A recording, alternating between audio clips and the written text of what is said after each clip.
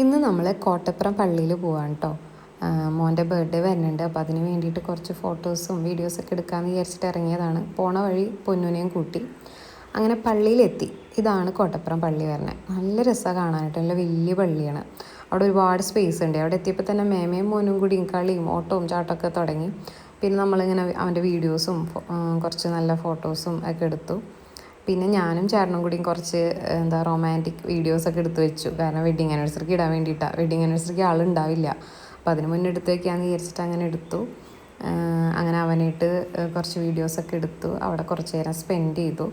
അത് കഴിഞ്ഞപ്പോൾ ലൈറ്റൊക്കെ പോയി തുടങ്ങിയത് നമ്മൾ പള്ളിയുടെ അകത്തേക്ക് കയറി കേട്ടോ. എന്ത് രസമാണ് പള്ളി കാണാൻ. വലിയ പള്ളിയാണ്. ഭയങ്കര സൈലൻ്റ്. ആരും ഉണ്ടായിരുന്നില്ല കേട്ടോ പള്ളിയിൽ.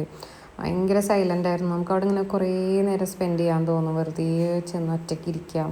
നല്ല കാമായിട്ടുള്ള സ്ഥലമായിരുന്നു. അങ്ങനെ അവിടെ പ്രാർത്ഥിച്ചു. അപ്പോൾ ഞാൻ പ്രാർത്ഥിക്കുന്നുണ്ട് അതുപോലെ കാളും നിന്ന് പ്രാർത്ഥിക്കുകയായിരുന്നു. അവൻ പറയാം ക്രിസ്ത്യൻസിൻ്റെ അമ്പലം എന്നാ പള്ളീനെ പറയാം.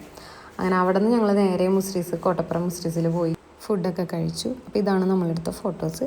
ഇന്നത്തെ വീഡിയോ ഇത്രേ ഉള്ളൂ. ബൈ.